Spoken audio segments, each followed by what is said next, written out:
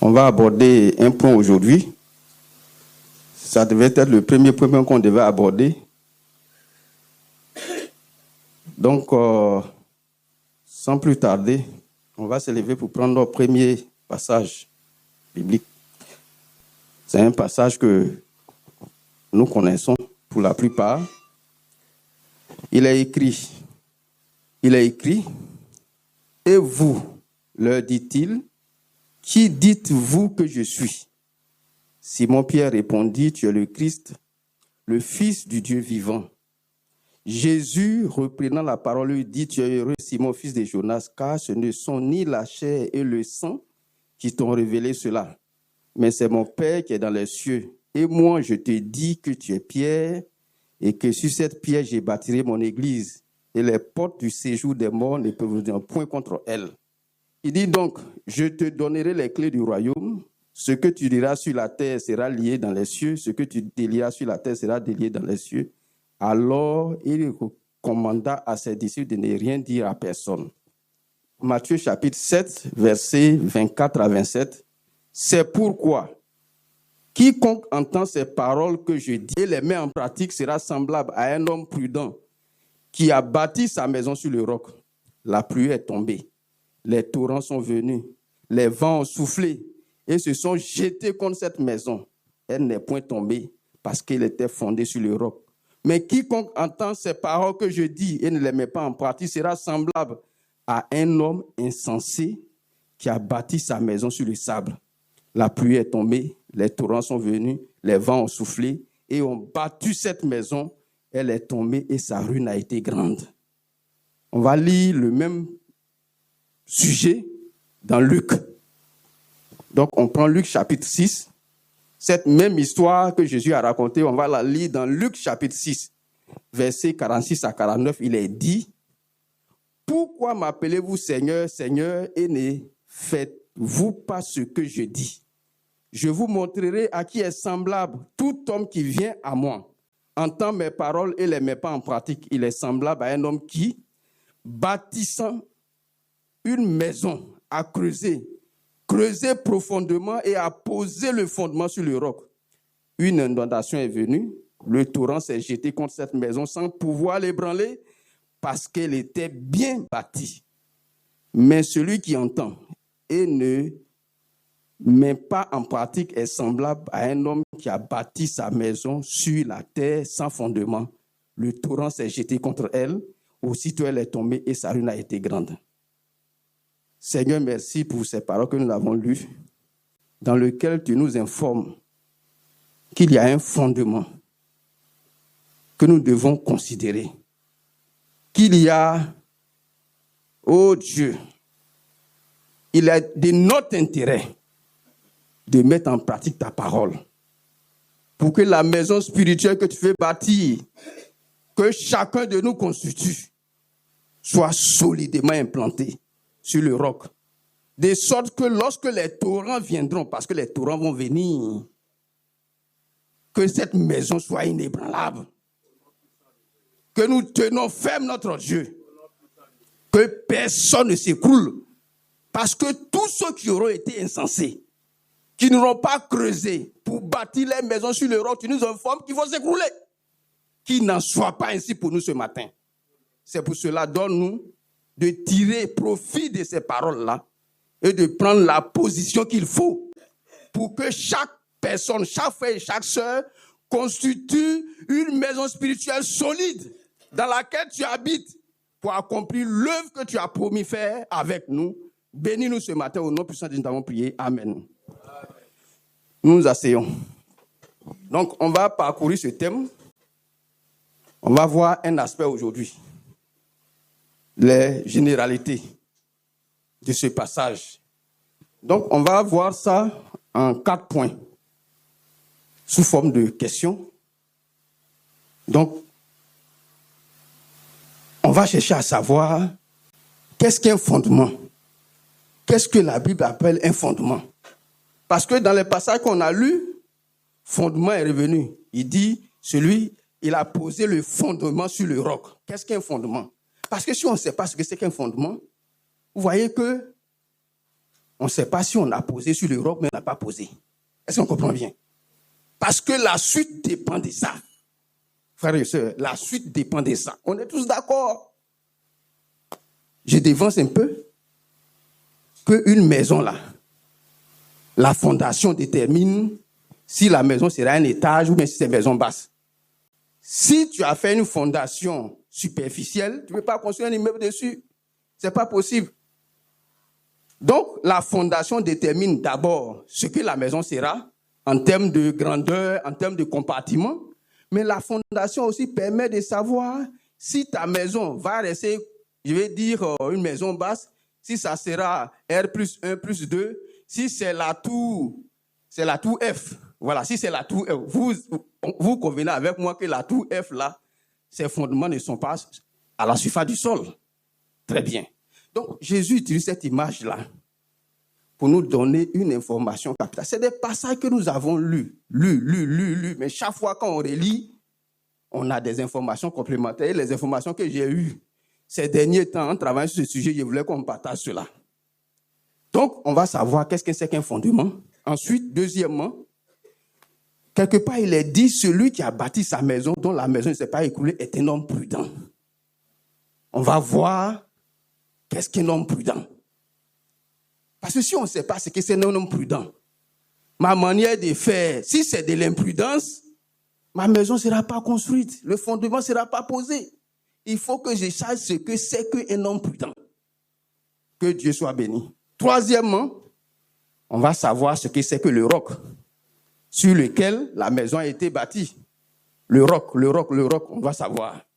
Quatrièmement, on va chercher à comprendre, parce que dans Luc, là, il est dit qu'il a creusé, il a insisté, creuser profondément. Qu'est-ce que ça veut dire? Et donc, on va ramener tout ça aux Écritures, parce que je peux expliquer. Je me suis donné l'exercice, j'ai vu que la Bible a expliqué tout ça. Même l'homme prudent, la Bible a expliqué. Donc, on va prendre les explications de la Bible et puis on va marcher avec. Mais bien avant, comme je le fais toujours, j'ai pris la définition que nous tous nous connaissons dans les dictionnaires. J'ai vu qu'effectivement, les mots sont choisis à dessein. Que Dieu soit béni. Je voulais aussi, avant de poursuivre, donner un autre verset qui parle des fondements. Je ne sais pas, ça c'est juste une information. Proverbe chapitre 11, verset 3 dit, « Quand les fondements sont renversés, le juste que ferait-il » Ça nous donne une information sur l'importance du fondement. Là, on parle d'un fondement qui est renversé. Si toi, le juste, ton fondement est renversé, la question, que fera-t-il? En fait, c'est des questions qui nous disent qu'il ne peut pas s'en sortir. C'est-à-dire, comment tu vas faire ça? Tu vois, non, quand tu as devant un problème, on te dit, comment tu vas faire? On est en train de te dire que cette affaire-là, tu ne pas t'en sortir. Donc, on dit, ça nous donne encore une information sur les fondements. Quand le fondement est renversé, le juste, que peut-il faire? Il ne peut rien faire. Que Dieu soit béni. Donc, il est bon que nous considérons la question du fondement. Définition. La Bible dit, qu'est-ce que c'est que pas la Bible pour le moment? Le dictionnaire dit, un fondement, c'est l'élément qui sert de base à un édifice. Une construction, une maison. Fondement, l'élément qui sert de base. On dit encore, c'est ce qui fait la base, l'appui, le soutien. Quelque part encore, il est dit, c'est le principe, le point de départ d'un système logique. Ici, je veux ramener ça pour nous chrétiens. Le principe, je vais dire, c'est la doctrine. Le point de départ, c'est le point de départ de la vie chrétienne, le fondement. Si tu as un mauvais fondement, ou bien si tu as ton fondement, tu l'as fait avec légèreté, sachant que la Bible nous a prévenu qu'il y a trois choses qui viennent. Il y a le torrent, il y a le vent, et puis la troisième chose, c'est le torrent, le vent, et puis le torrent, le vent, le fleuve, voilà. Trois choses viennent. Trois choses. Et ces choses-là, j'anticipe pour dire que ça peut venir de n'importe comment. Dieu même peut susciter le torrent. Mais on est tous d'accord que celui même qui est l'auteur du torrent, c'est Satan. Satan, il suscite le torrent, il suscite le vent, il suscite les tornades pour voir si ta maison là est bien fondée ou non. Que Dieu soit béni. Donc, on dit, une autre définition, c'est ce qui fait le premier. C'est-à-dire le premier établissement d'une chose. Quand on veut faire une chose, c'est le premier qu'on établit. C'est-à-dire qu'on veut être chrétien là. C'est là, je ne dirais pas la première chose qu'on fait, mais c'est le premier aspect qu'on doit regarder. Et puis, une autre définition dit, c'est ce qui sert de base, on a déjà parlé de ça, de soutien, le principal appui de la vie chrétienne. Donc, frères et sœurs, à la lumière des définitions que j'ai prises dans le dictionnaire, nous comprenons que le fondement, là, c'est quelque chose qui est important. Chacun doit être sûr des éléments qui composent le fondement. Sinon, 10 ans, 20 ans, ce n'est rien dans la vie d'un homme. Je réfléchis beaucoup, je m'excuse. Je me pose beaucoup de questions, j'analyse beaucoup de situations. Vraiment, c'est ça qui me permet de savoir, entre guillemets, les dysfonctionnements qu'on a. Le monsieur, il a cru, on le dit, c'est un brave frère, un brave frère, un brave frère. Un moment, on ne le comprend plus. Quand j'ai analysé, le problème souvent vient de là. Parce que Jésus, cette parole-là, c'est Jésus qui l'a dit. Jésus dit, si quelqu'un n'a pas bien bâti sur le roc là, le vent va venir. Le vent là, c'est pas si, hein. C'est que le vent va venir forcément. On est tous d'accord que la dernière fois où on nous a dit que la dernière fois ou bien l'autre fois, vous aurez des tribulations dans le monde. Dieu nous a prévenus. Ça fait l'objet d'une prédication en long et en large ici. Nous aurons des tribulations dans le monde. On nous dit, prenez courage, j'ai vaincu le monde. Ça veut dire que la victoire là ne s'applique que pour ceux dont le fondement est solide. Que Dieu soit béni. Donc, qu'est-ce qu'un fondement? On va prendre la définition biblique. J'ai cherché beaucoup de passages en relation avec le fondement. On va lire quelques passages. Et puis après, on va donner des explications sur les éléments qui, de mon point de vue, constituent le fondement au point de départ de notre vie chrétienne que nous devons considérer. On prend le passage que j'avais lu, dont je me suis trompé de référence, c'est Matthieu 16, versets 13 à 19. Matthieu 16, verset 13 à 19, le premier passage qu'on a lu. Merci. Donc, avant d'aborder les versets concernant le fondement, je voudrais dire que il faut que nous tous nous sachions.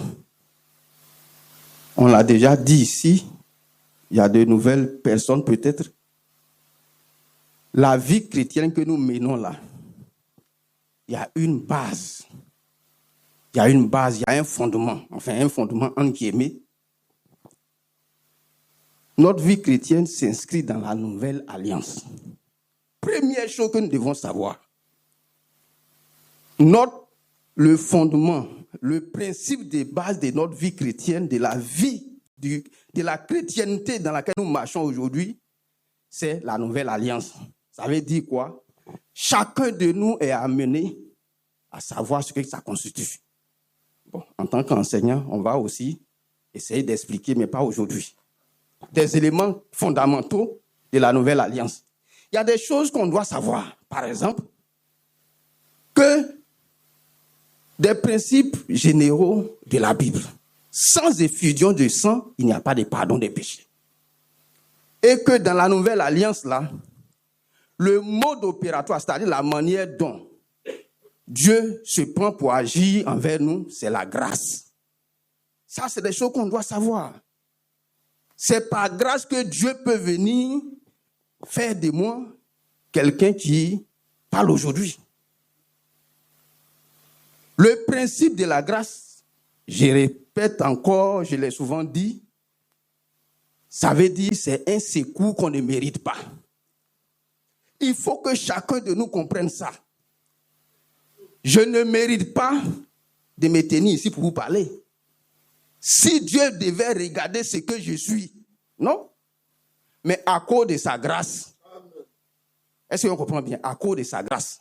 Donc, il y a des choses comme ça, je suis en train de les recenser, des choses fondamentales, nécessaires que tout homme doit... Je ne dis pas qu'on ne comprend pas, mais souvent, on ne voit pas la logique dans laquelle ces choses-là impactent nos vies. Que Dieu soit béni. Donc, la grâce, c'est donc la base sur laquelle Dieu agit en notre faveur. Troisième chose, j'ai parlé de... Oui, troisième chose, non, quatrième chose, alliance, sans effusion de sang, n'a pas de pardon de péché, la grâce. Quatrième chose fondamentale, c'est que dans la nouvelle alliance, là, Dieu dit, la justice, là, elle s'obtient elle provient de la grâce par le moyen de notre foi. La justice. Pourquoi Dieu peut trouver que nous, on est juste méchants, pécheurs que nous sommes? C'est à cause de sa grâce et par le moyen de la foi que nous possédons. Ça veut dire que, quelle que soit l'étendue de la grâce que Dieu manifeste, celui qui n'a pas la foi, il n'est pas concerné. Est-ce qu'on comprend bien? Donc, dans la nouvelle alliance, c'est un mot-clé. La foi, on ne va pas parler de ça aujourd'hui. On a une fois parlé, peut-être qu'un jour on va parler encore en l'heure, en l'âge. La foi, c'est ce que moi je possède pour prendre les bénédictions, pour régler mes problèmes dans la marche chrétienne, pour prendre ma guérison, pour trouver du travail, etc., etc., etc. Dans la vie d'aujourd'hui, où Dieu me dit, fuis la corruption qui existe dans le monde, où beaucoup de gens sont en train de rentrer dans le cortège, c'est la foi qui me permet de vivre sans rentrer par la route de la corruption. Que Dieu soit béni. Donc, ces 4 éléments étant établis, on va lire quelques versets qui concernent le fondement.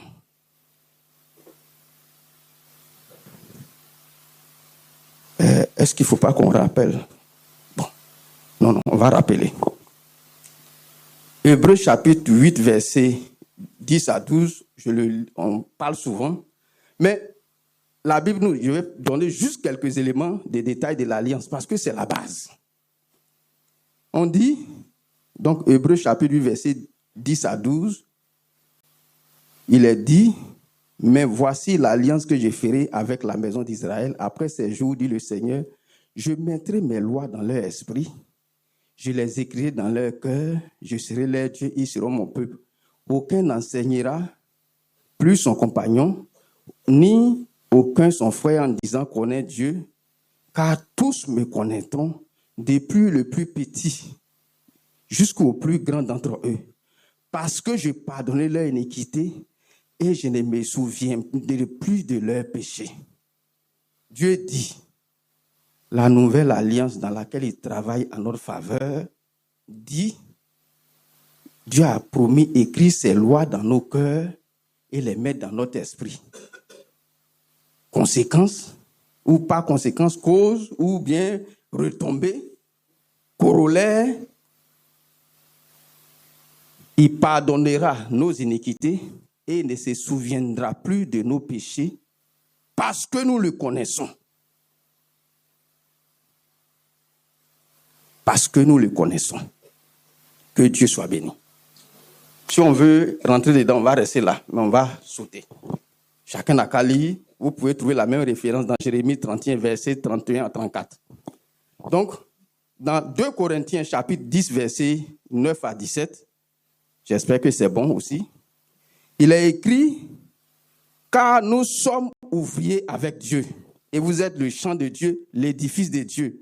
Selon la grâce qui m'a été donnée, j'ai posé le fondement comme un sage architecte. Vous voyez? Ici encore, la sagesse intervient et dit, comme un sage architecte. Ce n'est pas un architecte insensé. Sage, la sagesse, la sagesse. Il dit, et un autre bâtit dessus, mais que chacun prenne garde à la manière dont il bâtit. On nous informe encore ici au verset 13. L'œuvre de chacun sera manifestée, car le jour la fera connaître parce qu'elle se révélera dans le feu, et le feu éprouvera l'œuvre de chacun. Si l'œuvre bâtie par chacun subsiste sur le fondement, il recevra sa récompense.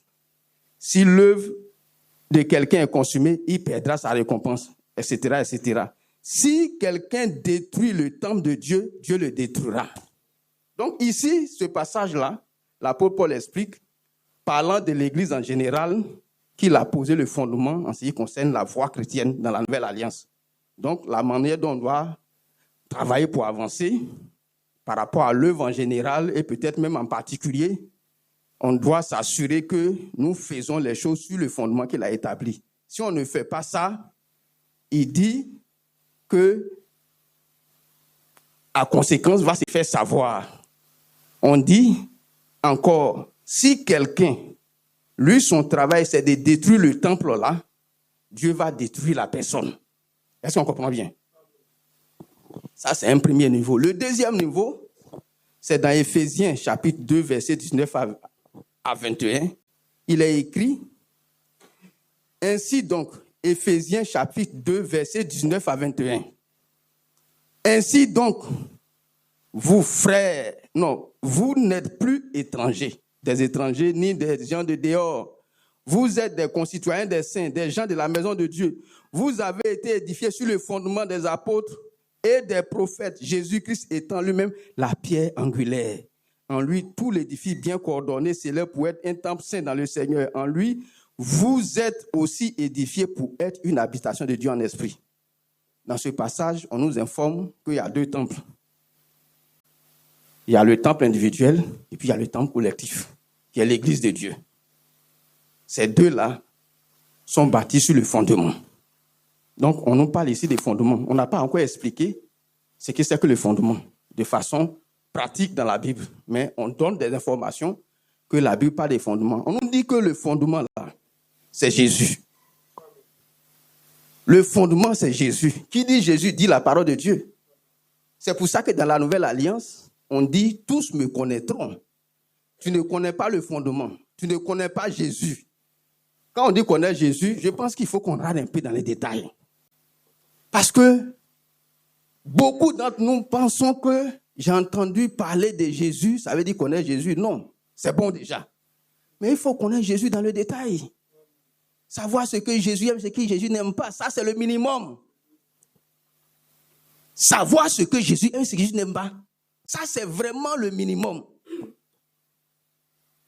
Est-ce qu'on comprend bien? Donc,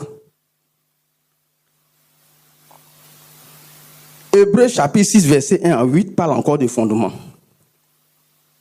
Hébreux chapitre 1, verset 1 à 8.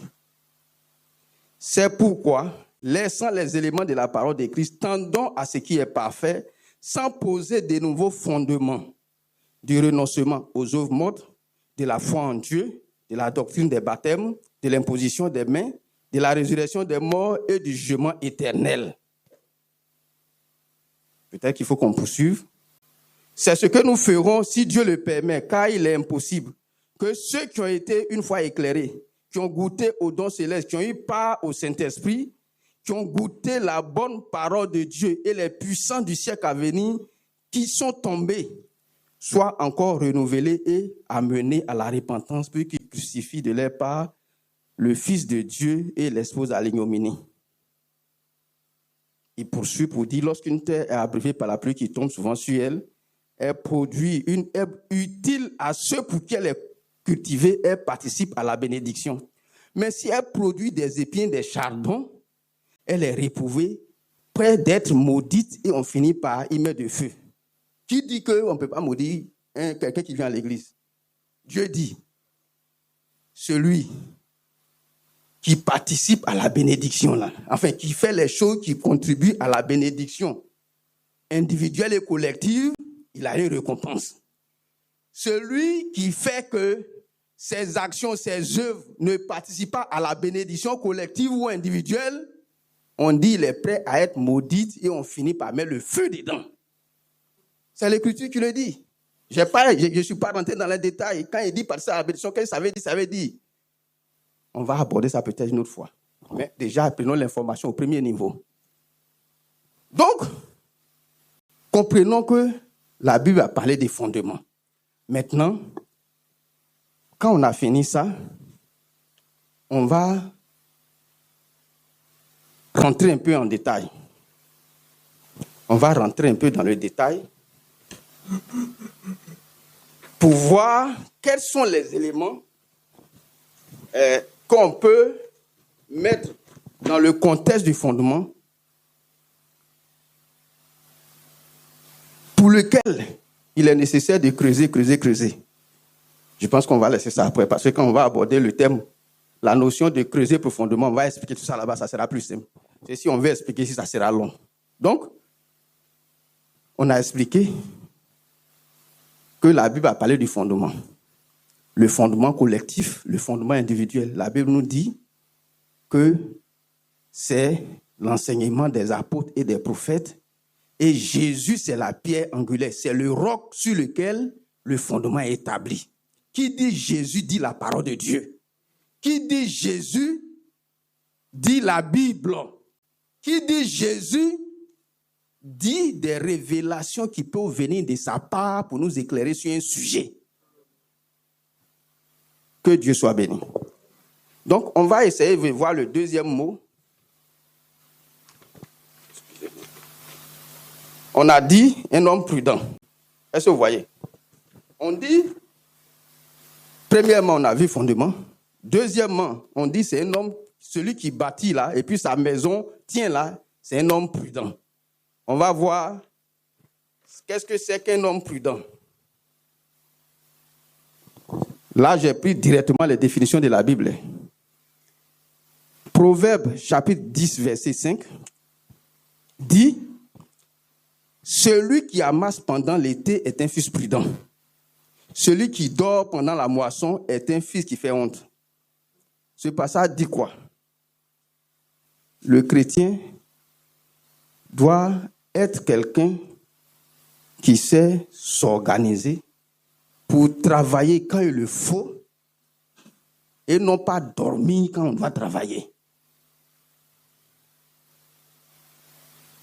Doit s'organiser pour travailler quand il le faut et non pas dormir quand on doit travailler. Ça, c'est le premier niveau. Proverbe chapitre 13, verset 16 dit « Tout homme prudent agit avec connaissance. » Tout homme prudent agit avec connaissance. Quand on va arriver devant là, ça sera beaucoup plus clair pour nous tous. Celui qui est prudent là, il agit avec connaissance. C'est-à-dire, il cherche à connaître ce qu'il fait. Comme un maçon qui veut construire un immeuble, un architecte doit savoir que s'il est dans un sol sableux, les fondations doivent atteindre un certain niveau. Il doit avoir un certain nombre de piliers pour supporter la masse. Il y a de la connaissance dedans. Et de la connaissance, je dirais, fine. Le troisième verset, c'est Proverbe 14, verset 6. La sagesse de l'homme prudent, c'est l'intelligence de sa voix. La folie des insensés, c'est la tromperie. On dit, la sagesse de l'homme prudent, c'est l'intelligence de sa voix. J'ai cherché dans d'autres passages, à la place d'homme prudent, on a dit habile. On a dit aussi avisé.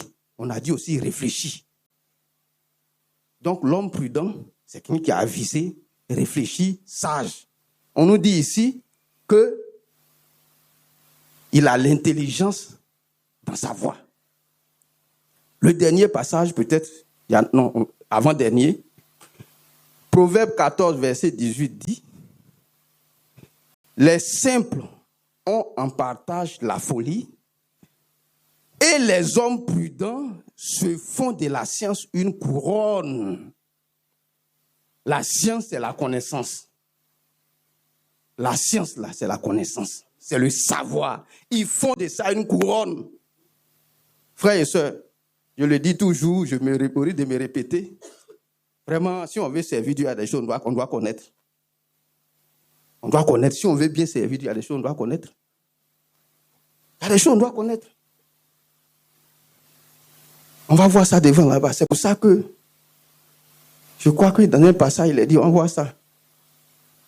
Il renouvelle notre intelligence pour les discernements des choses les meilleures. La connaissance, ça vient d'où? Ça vient de la Bible. Je vous rends peut-être un petit témoignage.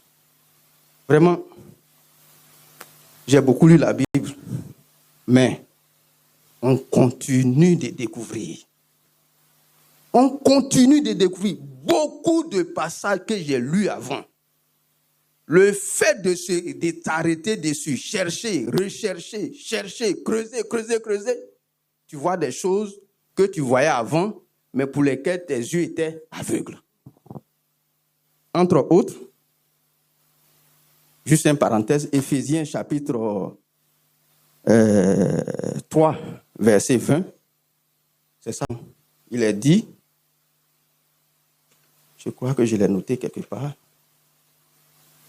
Bon, je vais le lire directement de nous, c'est juste une parenthèse. Éphésiens chapitre 3, si je ne me trompe pas, je ne l'avais pas.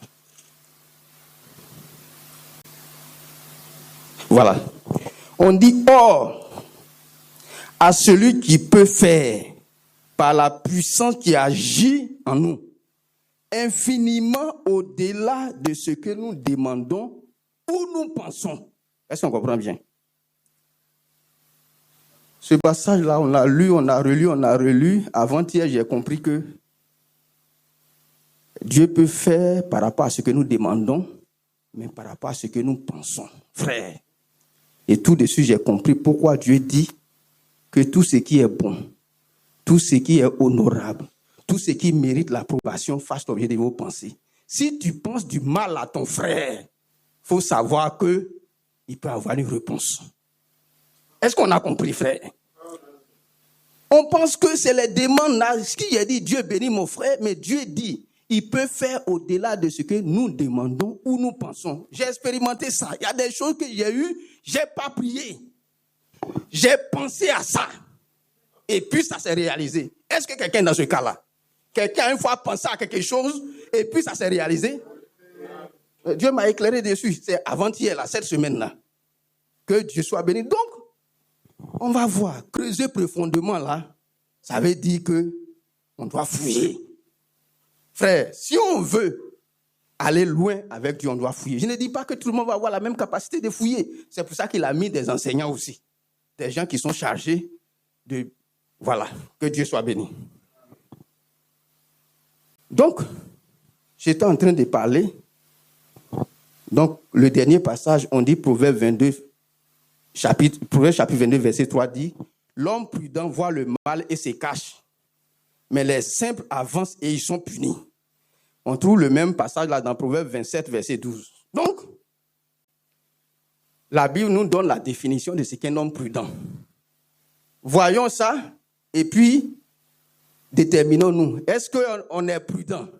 Est-ce qu'on atteint le niveau de prudence qu'il faut?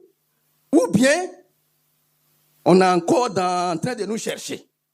Que Dieu soit béni. Sachant bien que c'est la maison de l'homme prudent là. C'est ça qui va résister. Le troisième point qu'on devait voir, c'est le roc. Ça, on n'a plus besoin de voir, on a déjà parlé de ça. Le rocher, le roc, c'est Jésus.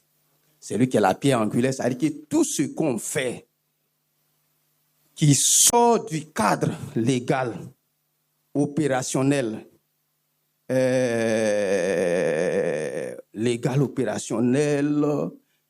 dirais, entre guillemets, qui sort du cadre de la volonté de Dieu, vraiment, on n'a qu'à s'arrêter et puis prendre pour Dieu là. Si ce qu'on fait, ce qu'on pense, nos actions, nos réactions, nos manières de faire, c'est des marques de ce que Dieu veut, arrêtons-nous et choisissons pour Dieu. Que Dieu soit béni. Très souvent, c'est très subtil, on va voir. Parce que c'est Jésus qui est la vérité. Donc, on va voir le quatrième point où il a dit creuser profondément. Ça, c'est Luc qui a dit. Vous voyez, l'homme prudent là, ça c'est Matthieu qui m'a permis de voir ça. C'est pour ça que, vraiment, on n'a qu'à lire la Bible. Ça c'est notre mot d'ordre ici. Hein. Lisons la Bible. C'est le mot d'ordre du pasteur, lisons la Bible. Si je m'étais contenté sur Matthieu, je n'allais pas voir cet autre aspect-là. C'est parce que j'ai pris la traduction de Luc, j'ai vu que là-bas, il a dit qu'il faut creuser profondément. Si j'avais pris Luc pour faire la prédication, je n'avais pas étudié l'homme prudent là, je n'allais pas étudier ça. Que Dieu soit béni. Donc, creuser profondément, j'ai cherché la définition du mot creuser. C'est évident, hein, mais j'ai cherché quand même. On dit enlever de la matière, faire le vide à l'intérieur, approfondir une question. Frère, il faut creuser le sujet, il faut creuser le thème là, il faut creuser. Mais les deux sont là. Frères et sœurs, creuser profondément, il y a deux choses. Il faut enlever, il faut faire le vide à l'intérieur. Et puis, il faut approfondir la question. Voilà les deux définitions du mot creuser profondément. Et puis, on va voir dans la Bible l'application. C'est le cœur du sujet, c'est le cœur de la prédication, c'est le cœur qui est là. Donc, sachons que il y a trois choses. Ça, j'y réfléchissais et puis j'ai su amener à déterminer ces trois choses. Et puis, je faisais une formation. Et puis, on m'a confirmé que les trois choses que j'ai vues là, dont je veux parler dans le domaine spirituel, s'appliquent dans le domaine professionnel. Il y a trois choses qui sont importantes. J'en parle, on va voir. Il y a la connaissance qui est le savoir. Il y a le savoir-être et puis le savoir-faire. C'est le trépied de la compétence. Je m'excuse d'aborder ça comme ça, mais donc le trépied de la compétence, c'est le savoir, le savoir-faire et puis le savoir-être. Ça veut dire quoi? Quelqu'un, on dit il est compétent, ça veut dire qu'il connaît. Il connaît la chose. Il sait faire la chose. Il sait faire. Il sait faire. Quand on dit de faire, là, il fait. Quand la Bible dit de mettre en pratique, il sait mettre en pratique. Il y a des gens qui ne savent pas mettre des choses en pratique. Ils ne savent pas. Tout ça, ça fait partie du développement qu'on doit avoir. Il faut qu'on sache mettre en pratique. C'est la clé qui est là. Et puis, il y a le savoir-être. La dernière fois, j'ai promis. Tu regardes quoi là-bas? C'est quoi tu regardes? Les versets. D'accord.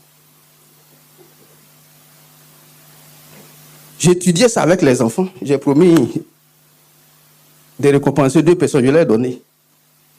J'ai demandé savoir-être là. C'est quoi? Qu'est-ce qui est derrière? Il y a une qui m'a sorti le mot comportement.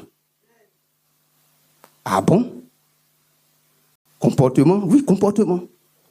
Derrière les comportements, il y a quoi? Il y a un qui m'a trouvé. J'étais fier. Caractère. Frères et sœurs, la Bible en parle. Je précise déjà que ici, on doit être attentif à ça. Parce que la Bible dit, je crois que c'est dans 1 Corinthiens 12, recherchez l'amour, aspirez au don spirituel. Et la Bible nous informe que 1 Corinthiens 13, seul a parlé de l'amour. On nous a expliqué comment les dons spirituels ne peuvent pas se passer, leur manifestation ne peut pas se passer de l'amour. On nous a longuement expliqué ça. Quand je reviens, je regarde les passages, j'ai vu que, effectivement, Dieu en parle de façon voilée. On va pas aller loin. Hein. J'ai pris le cas de Josué. Quand Josué parlait au peuple d'Israël, Josué chapitre 1, On va lire ça. J'ai retrouvé des représentants de ces mots dedans, de ces trois aspects-là. Josué chapitre 1. Josué chapitre 1. Frère, on peut connaître, mais notre manière de faire peut gâter. On peut connaître, mais notre manière d'être peut gâter. Ce qu'il faut, c'est qu'il ait l'équilibre entre la connaissance, la manière d'être et la manière de faire. Dieu a parlé de ça. Que Dieu soit béni.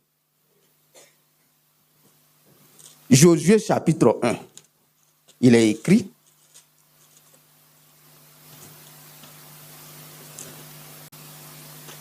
Excusez-moi.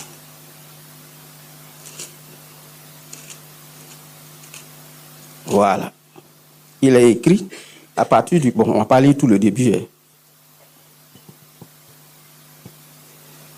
Verset 5. Josué chapitre 1, à partir du verset 5. Nul ne tiendra devant toi tant que tu vivras. Je serai avec toi comme j'ai été avec Moïse. Je ne te délaisserai point et je ne t'abandonnerai point. Fortifie-toi et prends courage. Amen. Car c'est toi qui mettras ce peuple en possession du pays que j'ai juré de donner à leur père. Fortifie-toi seulement. Amen. Et aie bon courage. Amen. En agissant fidèlement selon la loi que Moïse, mon serviteur, t'a prescrit. Ne t'en détourne ni à droite ni à gauche afin de réussir dans ce que tu entreprendras. Que le livre de la loi ne s'éloigne point de ta bouche, médite-le jour et nuit pour agir fidèlement. Car c'est alors que tu auras du succès dans ce que tu entreprendras. Ce n'est pas l'excellence qui est là. Amen. Maintenant, dans l'excellence, on retrouve les trois choses. Première chose, on dit que le livre de la loi ne s'éloigne pas de la bouche. C'est la connaissance, la sagesse. Deuxièmement, fortifie-toi, c'est la force. C'est le savoir-faire, la force, la force, la force. La force, parce que là, c'est la guerre. Il faut avoir la force pour soulever les bazookas. Amen. Troisièmement, amen, il dit agir fidèlement. Oui. La fidélité, ça fait, on le trouve où? Dans les fruits de l'esprit. La fidélité. Il devait être fidèle. Oui. C'est le comportement. Josué n'a qu'à avoir toutes les armes. Les F-35. C'est ça bien ça, non?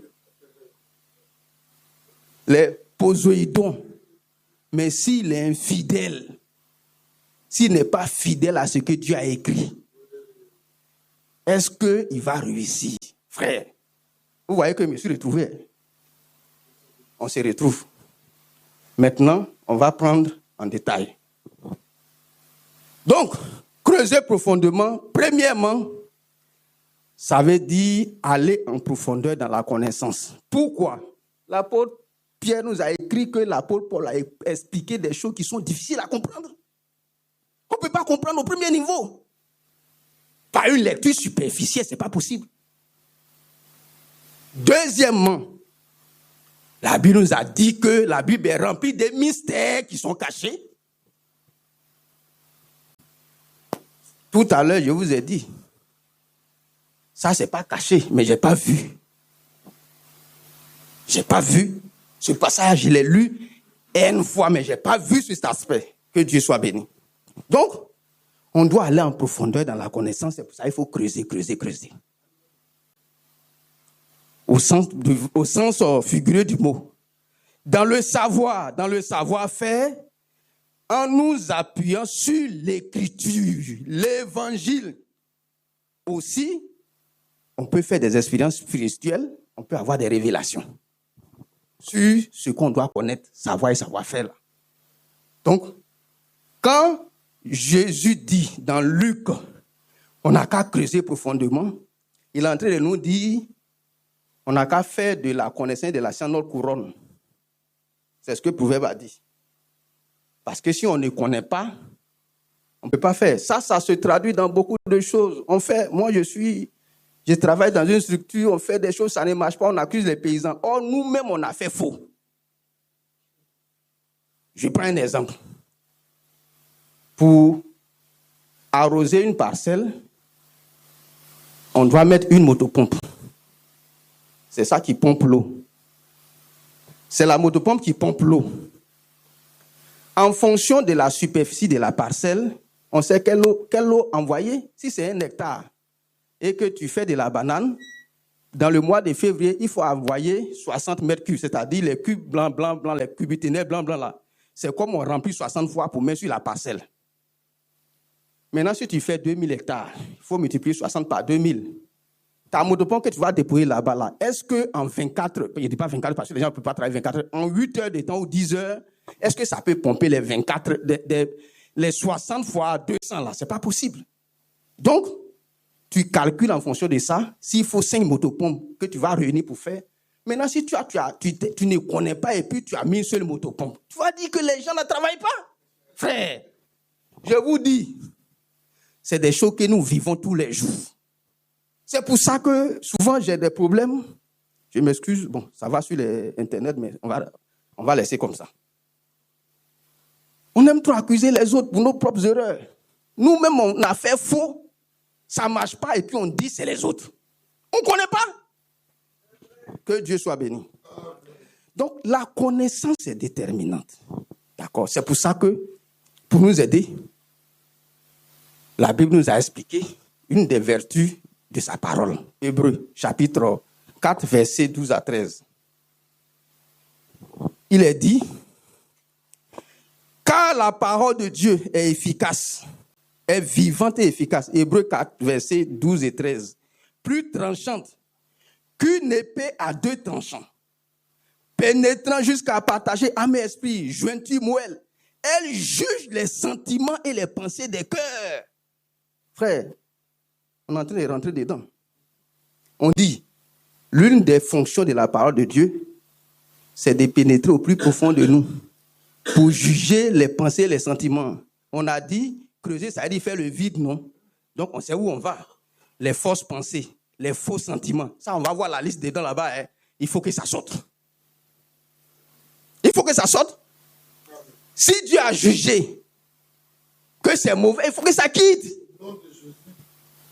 Si ça ne quitte pas, eh bien, le roc peut pas tu ne peux pas poser sur le roc, il y a un problème, frère. Vraiment, la Bible, elle est pratique. Si les fortes choses qui sont dans le cœur ne quittent pas là, quand la parole de Dieu agit dessus, à couper, et puis tu dis non, moi j'aime ça. Eh bien, tu as pris ta décision. Est-ce qu'on comprend bien? Ça doit sortir au nom puissant de Jésus.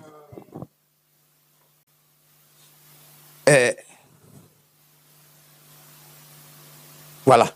Dans une autre version, je crois bien la version Semeur ou bien la version tout, il a dit, car la parole est vivante et efficace, elle est plus tranchante que toute épée à double tranchant, pénétrant jusqu'au plus profond de l'être. Pénétrant jusqu'au plus profond. Jésus a dit, creusez profondément. La parole doit pénétrer profondément au plus profond de nous pour juger nos sentiments, nos pensées. La liste est derrière là-bas. Est-ce que ça vaut la peine qu'on continue sur ça? Bon, voilà, j'ai parlé tout à l'heure des mystères. 1 Corinthiens 2, chapitre 1 à 3 dit qu'il y a des mystères qui sont cachés. Oui, verset 3, 1 Corinthiens chapitre 2, verset 1 à 3. Le verset 3 dit, mystères dans lesquels sont cachés tous les trésors de la sagesse et de la science. Ça veut dire que la sagesse et la science, là, en profondeur, c'est caché. Dieu a fait exprès pour ne pas que nous connaissions tout à la première lecture. Sinon, il n'a pas dit dans Somme 1, la parole là, méditez le jour et nuit. Sinon, ça me fait 30 ans. J'aurais fini quand même. On finit pas. C'est pas possible. On ne peut pas finir. Que Dieu soit béni. Donc, on a vu ce que c'est que aller en profondeur sur le vocal de connaissance, de creuser le sujet, creuser. Le deuxième aspect, qui est l'élément fondamental sur lequel on va... Il est quelle heure? Bon, on va donner quelques informations. Si ce n'est pas totalement, on va peut-être à une autre occasion revenir un peu dessus. Prenons, on ne va pas lire, le vartage est long. Matthieu chapitre 7, versets 8 à 13. J'espère que c'est bon. Hein? Non, ce n'est pas ça. Bon. C'est pas ça. D'accord. Je vais lire le passage. On connaît le passage. Les pharisiens et les scribes venus de Jérusalem s'assemblaient auprès de Jésus et il vit quelques-uns de ses disciples prendre leur repas sans laver les mains, c'est-à-dire les mains impures. Or, les pharisiens et tous les jours ne mangeaient pas sans être soigneusement laver les mains, conformément à la tradition des anciens. Et quand il revient à la place publique, il ne mangeait qu'après s'être purifié et encore beaucoup d'observances traditionnelles. On va sauter. Verset 8, je vais retrouver le passage après pour vous donner, je vais retrouver. Comme j'ai eu beaucoup de copier-coller, bon, j'ai oublié de changer le verset. Il dit, vous abandonnez le commandement de Dieu et vous observez la tradition des hommes. Vous anéantissez fort bien le commandement de Dieu pour garder votre tradition. Le verset 13, annulant ainsi la parole de Dieu par votre tradition que vous avez établie, frères et sœurs. Aller en profondeur, l'un des éléments fondamentaux qu'on doit trouver et mettre dehors, faire le vide par rapport à ça, c'est les traditions. Dans le passage là, il a cité 3 types de traditions. Tradition des anciens, tradition des hommes, et puis votre tradition. Les 3 là, il y a des nuances. Ça peut être la même chose, mais il y a des nuances. On ne va pas aller loin. Il y a des gens qui sont érigés eux-mêmes des traditions. Moi, là, on ne me fait pas ça. Je m'excuse, je prends quelque chose de grotesque pour qu'on comprenne. Moi, là, on ne me fait pas ça. Alors que la Bible dit, si on te gifle sur la joue droite, donne la joue gauche. Toi, tu dis, moi, on ne me gifle pas. Est-ce que vous comprenez bien? C'est un exemple grossier que je prends. Hein? Toi, tu dis, moi, là, quoi, mani, personne ne peut me gifler, puis je vais laisser. Pourquoi? Tu as érigé ta tradition. Tout ça doit sortir parce que la Bible dit, si on te gifle sur la joue droite, donne gauche. C'est vrai. Il faut contextualiser, mais j'ai pris un exemple grossier. Il y a ce qu'on appelle, dans Colossiens chapitre 2, verset 8, les rudiments du monde et les traditions des hommes. Ça aussi, il est dit, prenez garde que personne ne fasse de vous la proie de sa philosophie par une vaine tromperie, s'appuyant sur la tradition des hommes, sur les rudiments du monde. Ça, c'est le deuxième point. On ne va pas trop expliquer. Le troisième point,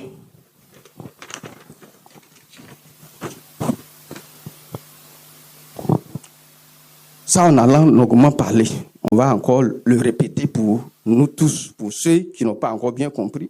C'est dans 1 Pierre, dans la tradition des anciens, là, il y a d'autres passages qui parlent des enseignements des hommes. Les enseignements des hommes. Dieu dit que tout homme soit reconnu comme menteur et Dieu seul vrai. Si un homme que je crois être éminent me dit quelque chose qui n'est pas biblique, je ne suis pas censé écouter ça. Ça, il faut que ça soit bien compris. Que Dieu soit béni. Donc, si quelqu'un, je le respecte bien, mais il enseigne quelque chose au mieux de ma connaissance, je ne comprends pas. Vraiment, je ne suis pas obligé de croire. Si j'ai vraiment tout fait, j'ai demandé à Dieu de m'aider à comprendre tout ça, j'ai prié, j'ai cherché, je n'ai pas compris, ça ne m'engage pas. Que Dieu soit béni. C'est vrai, souvent aussi, ma compréhension peut être du fait que je suis limité. Je peux demander conseil. Voilà. 1 Pierre chapitre 2 parle de...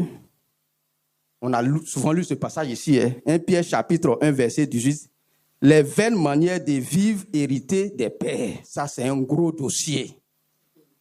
C'est le plus gros dossier même. On a déjà suffisamment parlé. On ne va pas insister dessus. Les vaines manières de vivre que nous avons héritées de nos pères. Ça, c'est le plus gros dossier. Les anciens ont ajouté pour eux. Les parents ont ajouté. On appelle tout ça éducation. C'est bon. Mais il y a des choses qui ne sont pas très ajustables avec la parole de Dieu. Faisons l'analyse et puis trions. Que Dieu soit béni. Ensuite, dans Jacques, et puis dans 1 Corinthiens, Jacques chapitre 1, verset 22 à 25, il dit, mettez en pratique la parole et ne vous bornez pas à l'écouter en vous trompant par les faux raisonnements. Frère, ça aussi, c'est un gros dossier. Les faux raisonnements. Toi, tu n'as pas la connaissance et puis tu dis que ce que les gens disent n'est pas vrai. Parce que tu te caches derrière ta manière de faire qu'on a, en guillemets, critiqué. Est-ce qu'on comprend bien? Les faux raisonnements. Frère, ce n'est pas moi qui ai dit, la Bible dit. Donc, on va aller à la fin. Il y a un autre mot qui arrive. Donc, les faux raisonnements, il y en a aussi. On doit les faire tomber dans 2 Corinthiens chapitre 10, versets 4 à 5. On dit, car les âmes avec lesquelles nous combattons ne sont pas charnelles, mais elles sont puissantes par la vertu de Dieu pour renverser les forteresses. Nous renversons les raisonnements et tout auteur qui se lève contre la connaissance de Dieu. Donc, les raisonnements, les faux raisonnements là, on doit les renverser. Que Dieu soit béni. Il y a aussi ce qu'on appelle les idées préconçues et les préjugés. Ça aussi, c'est un élément fondamental. C'est très subtil, hein? Très subtil. Les idées préconçues. On va voir 2 cas dans la Bible. Un cas, et puis l'autre, on va expliquer. On dit, Genèse, chapitre 20, versets 9 à 11, Abimelech appela aussi Abraham et lui dit, qu'est-ce que tu m'as fait? Tu nous as fait. En quoi t'ai-je offensé que tu n'aies fait venir sur moi et sur mon royaume un si grand péché? Tu as commis à mon égard des actes qui ne doivent pas se commettre. Et Abimelech dit à Abraham, quelle intention avais-tu pour agir de la sorte? Frère, quelle intention avons-nous pour agir de la sorte? C'est quelle intention nous avons pour agir de la sorte? Maintenant, la sorte là, chacun n'a qu'à mettre la parenthèse et puis mettre ce qu'il peut mettre dedans. Que Dieu soit béni. Moi, je parle à 10. Abraham répondit, je me disais qu'il n'y avait sans doute aucune crainte de Dieu dans ce pays et que l'on me tuerait à cause de ma femme. Est-ce qu'on comprend bien? Abraham s'est dit que où il est parti là, il n'y a pas quelqu'un qui craint Dieu là-bas, ils vont le tuer à cause de sa femme. Et Dieu lui a démontré le contraire. Abimelech a dit, toi-même tu sais que j'ai craint Dieu. C'est pour ça que Dieu m'a empêché. Non, Dieu a dit à Abraham, c'est pour ça que je t'ai empêché. Est-ce qu'on comprend bien? Quand tu lis le contexte de ce truc-là, Abimelech, c'est vrai qu'il était païen, mais il y a un peu de crainte de Dieu en lui quand même. Est-ce que vous voyez?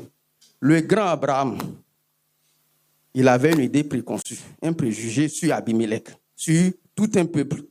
Dieu l'a en guillemets désavoué. Ce n'est pas nous, frères. Ce n'est pas nous.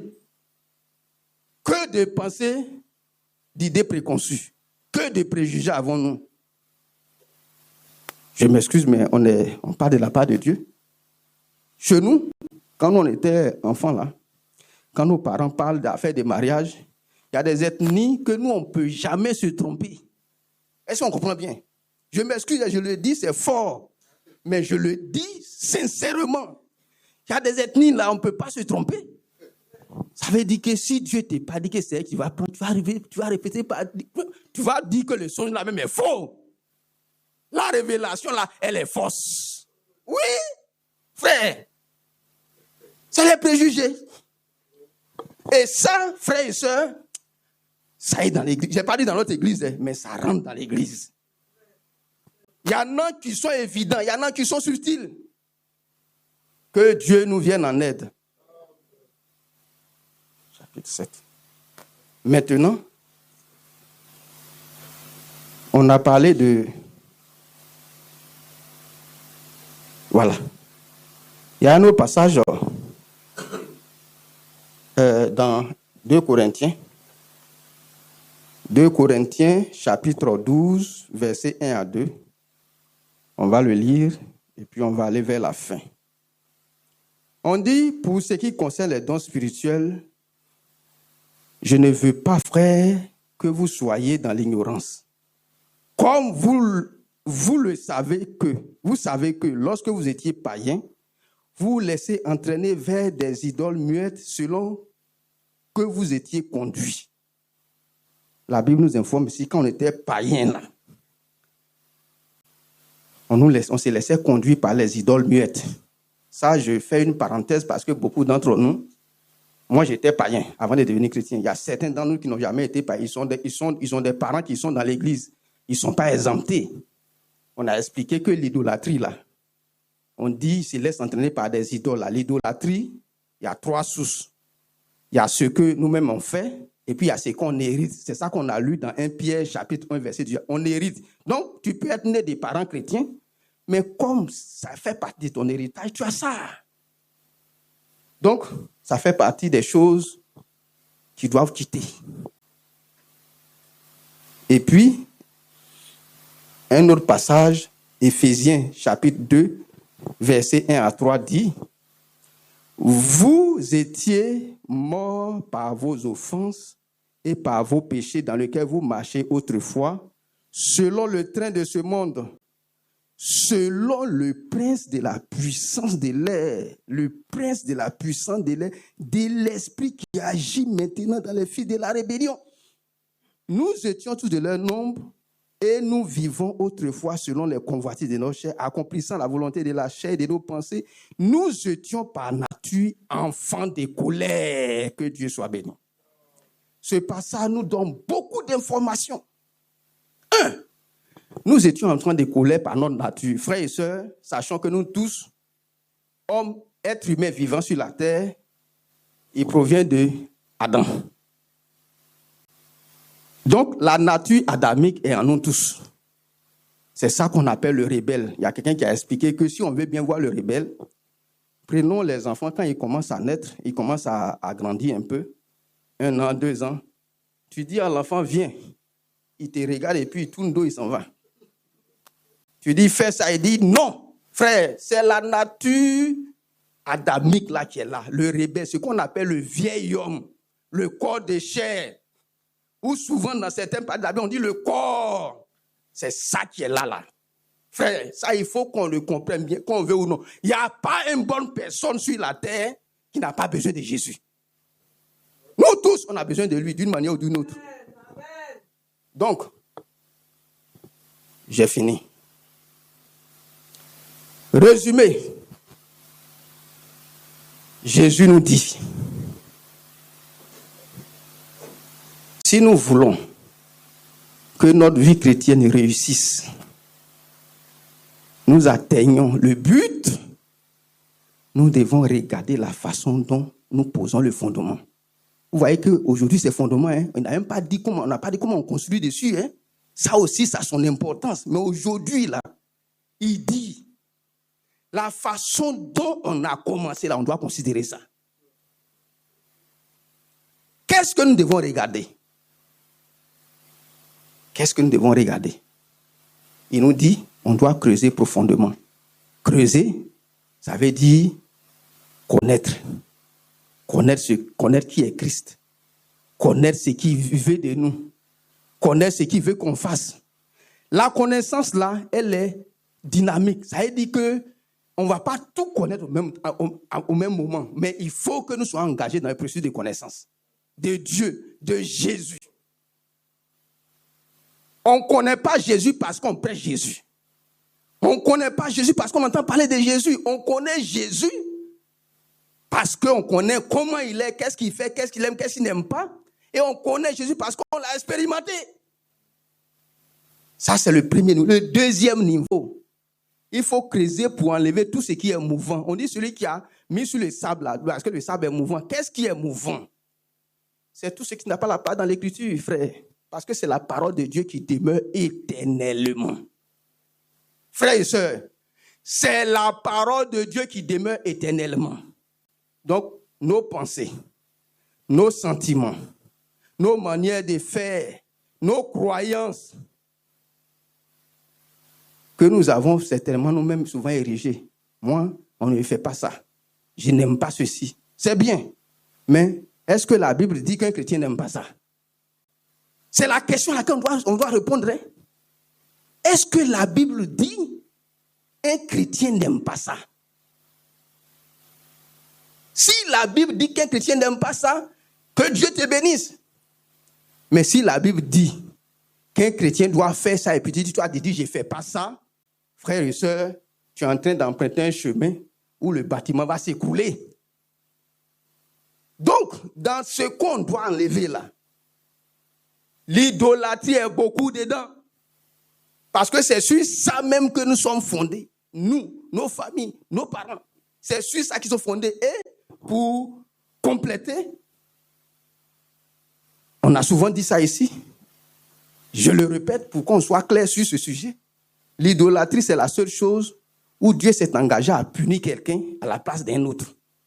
Ça est dans les 10 commandements.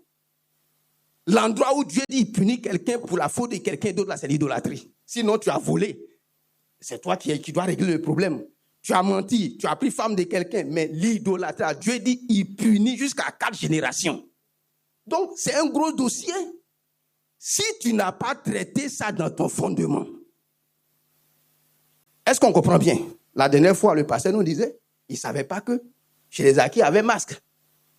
Le jour, il a su ça. Est-ce que dans ces prières, la masse ne va pas sortir dedans? Masse va sortir dedans? Masse va sortir dedans. Chez moi, je ne peux pas prier sans parler d'un boudou. Ce n'est pas possible. Frère, ça fait partie de mon fondement qui doit être dehors. Et Jésus nous a expliqué que les esprits là, ils sont têtus. Quand on les chasse, ils s'en vont, mais ils veulent toujours revenir. Donc si tu dors, qui revient te trouver, tu fais comment, frère? Donc il faut savoir, ça même c'est le plus gros dossier du fondement. C'est ça qui entraîne souvent aussi les préjugés, les idées préconçues. Que Dieu nous aide. Ma prière est que chacun de nous soit bien fondé pour que la suite de la Constitution là se fasse de façon harmonieuse et que nous arrivons au bout. Que nous tous, notre maison perdue et que Christ habite en nous jusque dans l'éternité, que le nom de Dieu soit béni. On va se lever.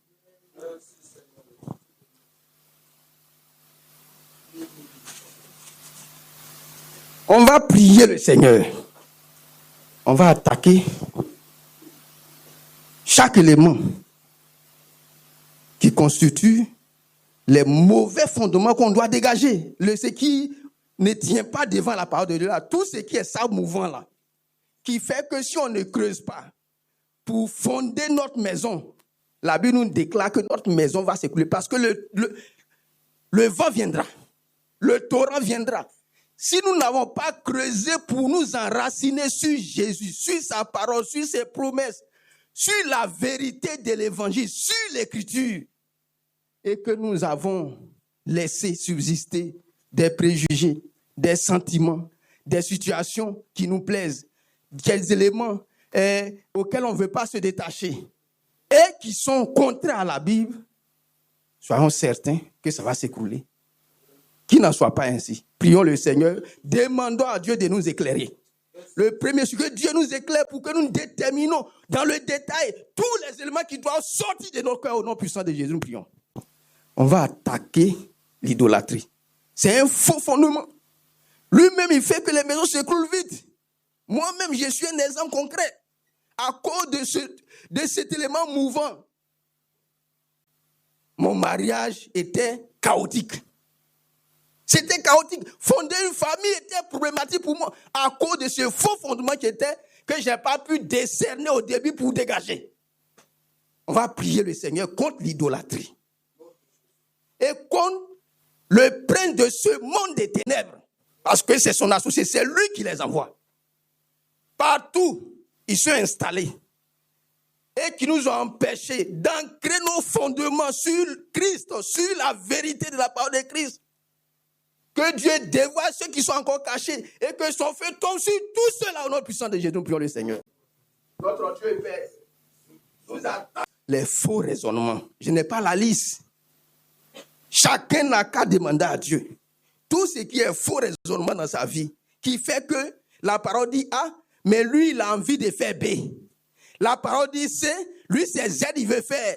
Tous les faux raisonnements que nous avons érigés en nous, qui nous font que nos fondements ne peuvent pas aller loin sur Christ là. Que cela soit dévoilé, révélé et nettoyé au nom puissant de Jésus. Nous prions le Seigneur. Notre Dieu est fait, nous sommes enfermés. Les faux raisonnements. Tu as montré que ça fait partie des fondements qui doivent dégager. Contre les traditions. Toutes les formes de traditions.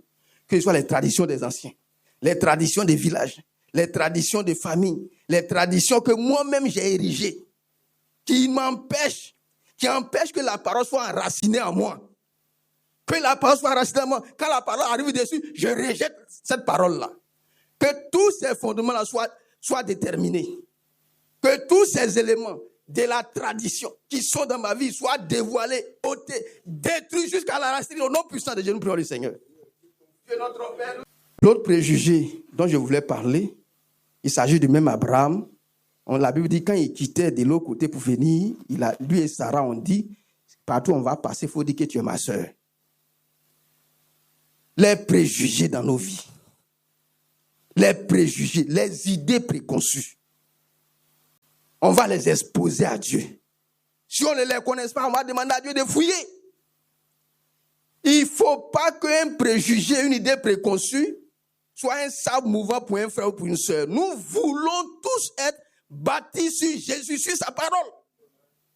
Que tout ce qui est préjugé, idée préconçue, visible, invisible, subtil, non subtil, toutes les formes, que cela soit dévoilé, révélé, ôté, détruit, consumé au nom puissant de Jésus. Nous prions le Seigneur. Notre Dieu est Père. Nous attaquons pour la rébellion et la désobéissance. La Bible dit, c'est lié à la chair, au corps des péchés, au vieil homme. Ça doit disparaître. Parce que la Bible aussi dit, on ne vend pas un vin nouveau dans une vieille outre. Que Dieu intervienne. Que chacun de nous fasse l'expérience de la mort du vieil homme. Peut-être qu'un jour, si Dieu permet, on va rentrer dans les détails pour donner quelques éléments d'appréciation. Mais on va demander à Dieu, parce que l'un des gros dossiers, c'est le vieil homme. Le vieil homme, c'est la rébellion qui est en nous. Nous avons hérité cela de notre aïeux. C'est pour ça que Dieu n'a pas trouvé d'autre moyen que de crucifier ce vieil homme-là. On va prier le Seigneur. Que le vieil homme en nous, qu'on appelle la chair, le corps de péché, la nature charnelle, que tout cela soit crucifié au nom de Dieu. Nous le livrons ce matin à la croix. Ce dont, dans les vies, ce vieil homme continue de se manifester. Nous le livrons à la croix ce matin. Qu'il soit crucifié, nettoyé, ôté au nom puissant de Dieu. Nous prions le Seigneur. Notre Dieu. Que Dieu soit béni.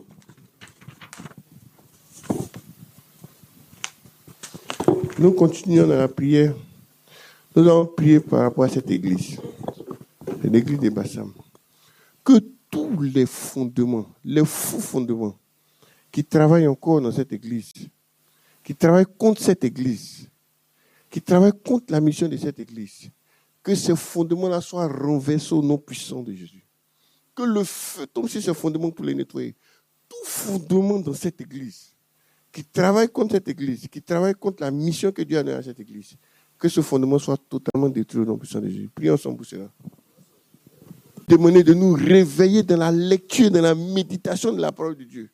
Chaque jour, on doit lire, méditer, approfondir. Nous allons demander au Seigneur de nous réveiller sur ce plan-là. Partout où nous sommes paresseux, que l'esprit de paresse soit chassé et que nous nous réveillons dans la lecture de la parole et de la méditation. Prions le Seigneur pour cela.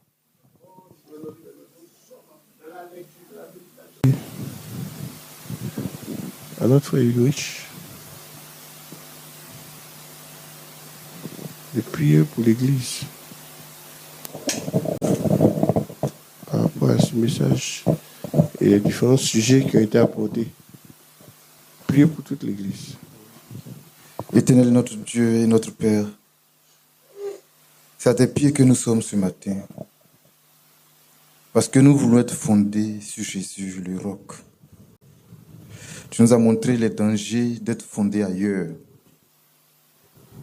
Nous voulons nous repentir de toutes nos mauvaises voies, toute mauvaise conception des choses, toutes nos pensées qui n'étaient pas ta voix.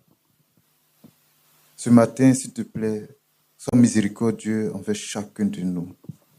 Vers cette église tout entière, partout, Seigneur Jésus. Où on n'a pas été là où tu nous attendais, à se laisser diriger par ce qu'on pensait, alors que ta parole met l'accent sur les fondements. Nous te prions, viens au secours de chacun de nous, dans le nom puissant de Jésus. Et délivre-nous de partout nous-mêmes on s'est engagé, où tu ne nous as pas envoyés.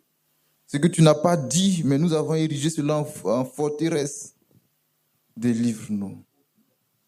Alors que nous prenons un engagement nouveau devant toi. Alors que nous fléchissons genoux, nous prions que tu saisisses chacun de nous par ta main. Et tu nous donnes d'expérimenter Jésus dans sa vie de chaque jour. Que tout obstacle à la pleine communion avec toi soit brisé, chassé loin de nous. Nous voulons des enfants disciplinés. Nous voulons être des fidèles. Nous voulons être des bien-aimés de Jésus-Christ. S'il te plaît, viens au secours de chacun de nous. Que le fondement de notre foi chrétienne soit totalement visité par ta main puissante. Que la fondation même de notre vie, la délivrance personnelle de chacun, que ton feu descende sur les fondations de notre vie. Que tout ce qui a été érigé là soit filtré par toi.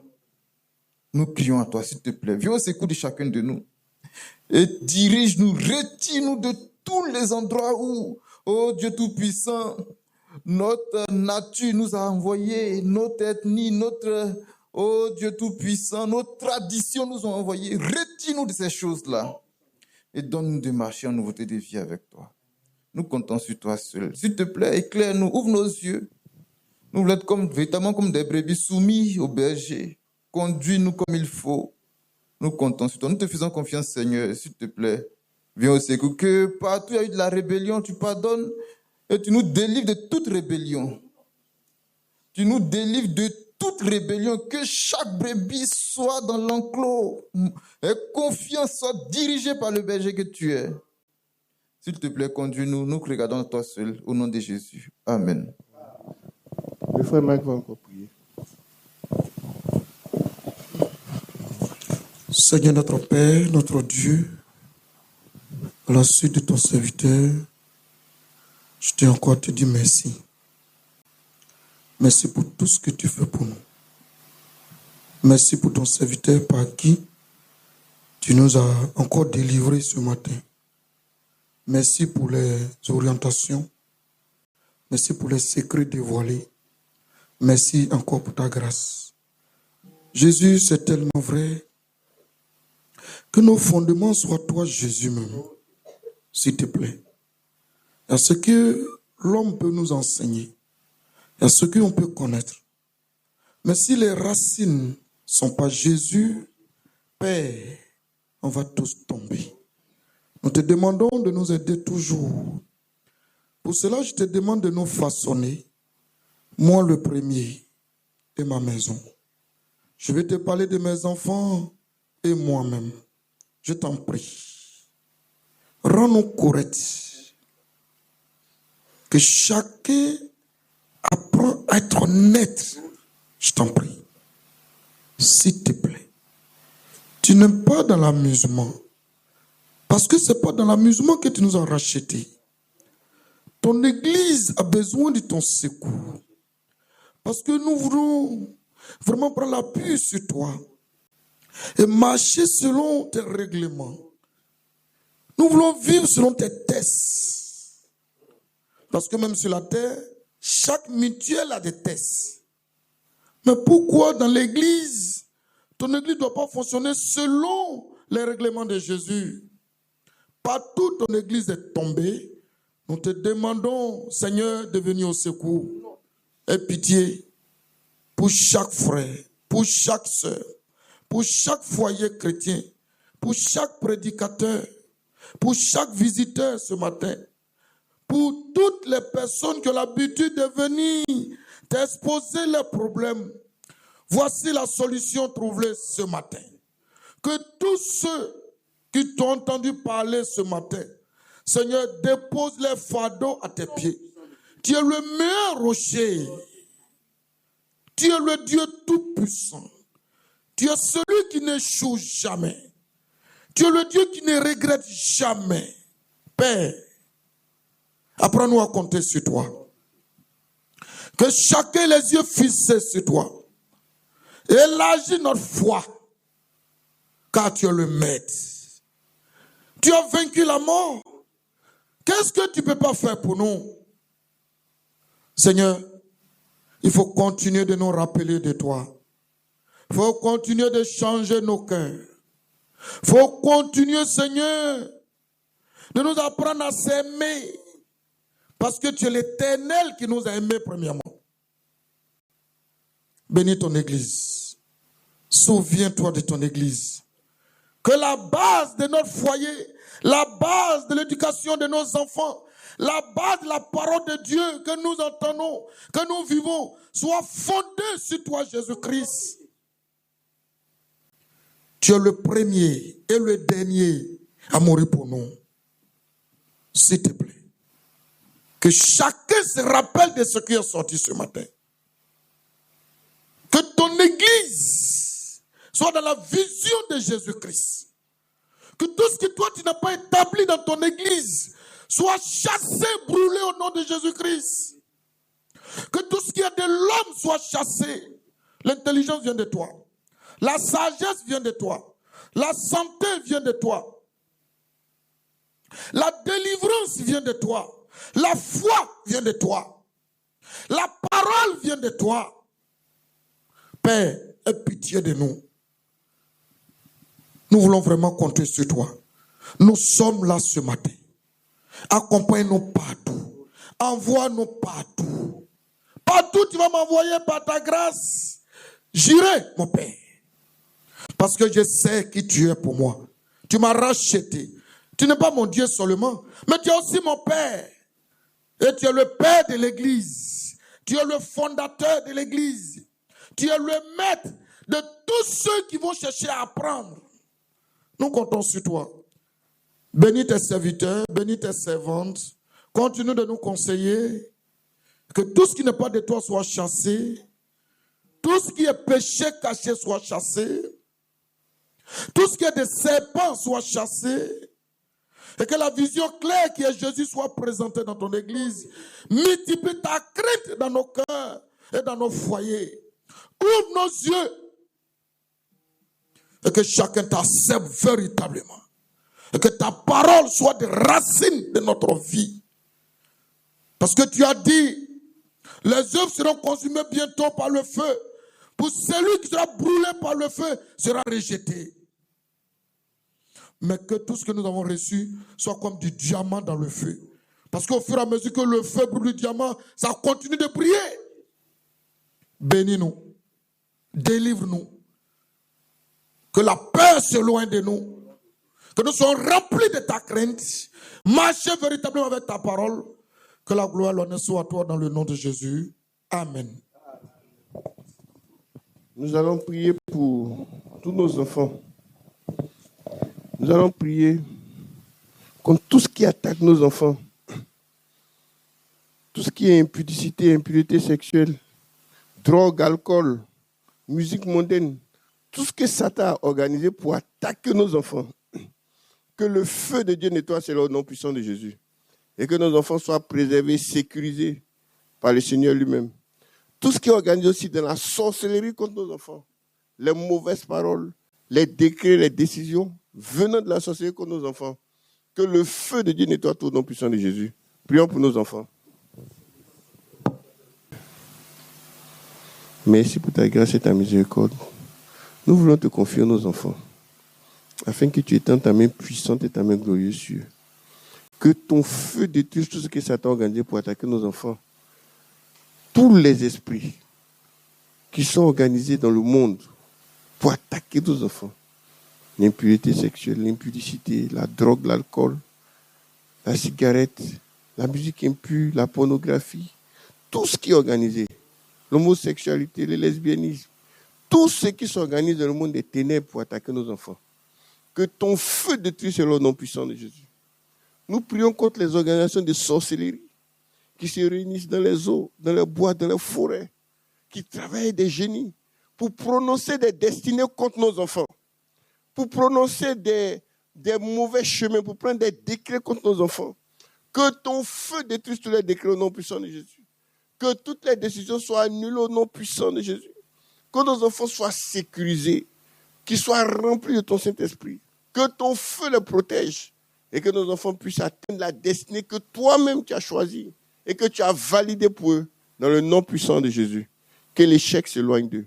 L'échec scolaire, que l'échec scolaire s'éloigne totalement de nos enfants et que nos enfants aient du succès, qu'ils soient parmi les meilleurs, qu'ils soient les meilleurs dans le nom puissant de Jésus-Christ de Nazareth. Merci Seigneur. Donne-nous aussi en tant que parents la sagesse de les éduquer comme il se doit. Pas de faiblesse, pas d'amusement, pas de laisser aller, que nous soyons justement dans le tempo que tu veux. Donne-nous aussi cette grâce-là, au nom puissant de Jésus-Christ de Nazareth. Merci aussi de te souvenir de ton serviteur qui nous a parlé ce matin. Tu le connais, c'est toi qui l'as créé. Tu connais tous les esprits qui se sont levés ce matin et qui le regardaient quand il parlait des fondements. Surtout ceux qui constituent des fondements contre nous. Seigneur, ils ne sont pas contents du tout. Ils vont s'organiser pour mener des contre-attaques, pour essayer de mener des représailles. Que ton feu les neutralise au nom puissant de Jésus-Christ. Qu'ils soient bloqués sur tous les plans. Les esprits de sa famille, les esprits de la famille de sa femme, les esprits des familles réunies. Que le feu de Dieu les bloque au nom puissant de Jésus. Tous les esprits qui sont dans l'église, qui ont vu cette prédication, qui ne sont pas contents et qui veulent s'organiser pour l'attaquer, qu'ils soient bloqués sur tous les plans au nom puissant de Jésus. Et que ton serviteur avance, que sa femme avance, que ses enfants avancent dans le ministère et à tous les niveaux. Que ton feu les accompagne et que sa famille soit préservée, gardée dans le creux de ta main, dans le nom puissant de Jésus. Amen.